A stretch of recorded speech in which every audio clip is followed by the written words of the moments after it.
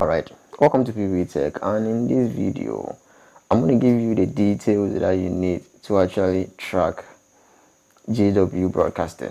Alright, so whether you're having a stable signal and you want to scan and you don't have any idea of the TP that you needed to scan, in this video you're going to do the TP. So with the JW broadcasting, you're going to find them on the east, 7 degrees on the east, using the TP that I'm going to give you, which will be on your screen right now. Using this TP, get a stable signal more than 60%, and you're going to get all the channels available on their platform.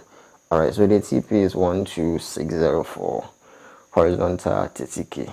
But whenever you are using a smaller satellite dish, you're going to find it a bit difficult to get a stable signal of it. So if you can afford a bigger dish, or you have a bigger dish, you can use it to track. But any dish ranging from 50 centimeters, if you have time for the satellite dish, you adjust it really well, you're going to get a stable signal on it.